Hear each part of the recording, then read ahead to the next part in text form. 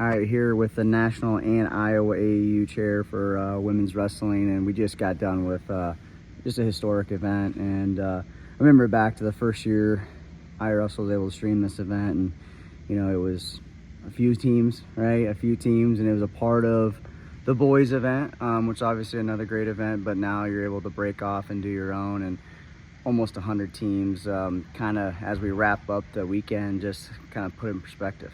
Yeah, like you mentioned, we started out where it was just mostly Iowa. We put the word out at the time. Originally, only one district showed up, and that was Nebraska. And so our original one, neither state had sanctioned up.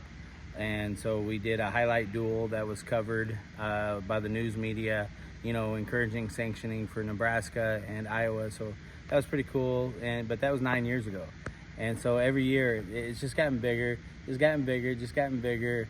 And we finally found a nice spot where we were able to be in with the boys, and they helped foster us and give us a facility or a platform.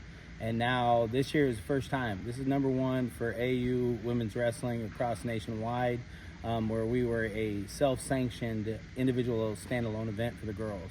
And that's pretty big, so the girls are now supporting themselves, but also we're the largest in the country and possibly the world. I don't know another dual event for the girls with 100 teams.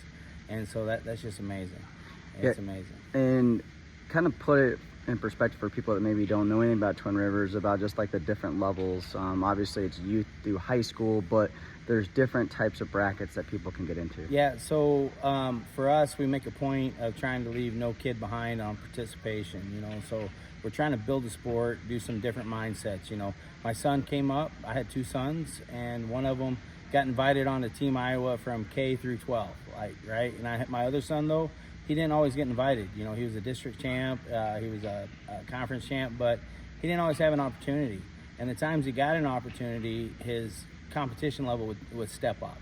Just having that mat time, having that opportunity, having the big venue feels, that's pretty important. And then the dual teams are always awesome. So as we've came through, first we developed a development that I call progressive, a progressing division for the girls in the high school. And then this year we launched our first progressive division for the youth. And I got to tell you, we had like 16 teams pop it off. And so those kids, they stopped getting the John Wayne swimming lessons, because we always used to, and we'd build up the girls on Team Iowa, and here you go, this is it. And they might not win a match because it's that tough. So we have those guys. And then at the same time, it was really great because we had our ISF world team with the Team USA that we did that went to Bahrain. So those girls were here. They just won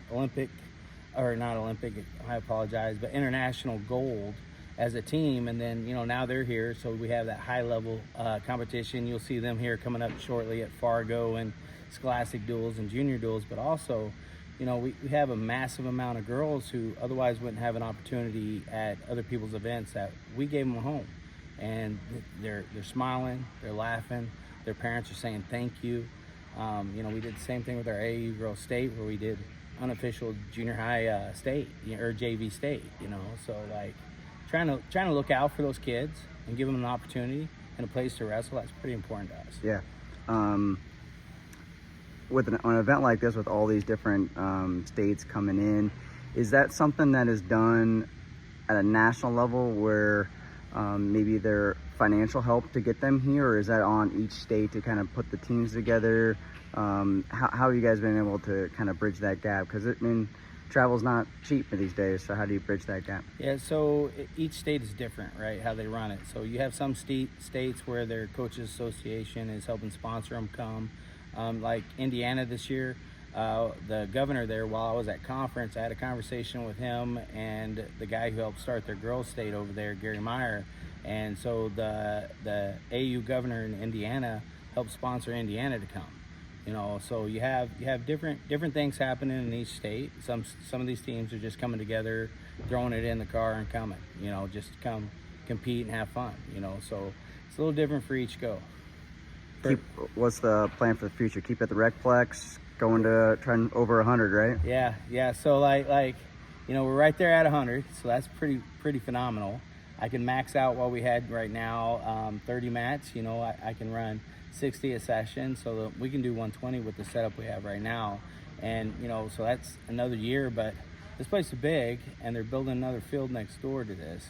So I know I make my friends a little nervous on some of the ambition and way I start thinking about wrestling, but I want to see us grow. I want to see us being bigger than Virginia Beach, bigger than Fargo, and we're not far off. We're knocking at the door, and it's an all-girl event, so that's pretty cool. Awesome. Well, kudos to you and your team here in Iowa, and obviously around the country putting this together. Yeah, thank you.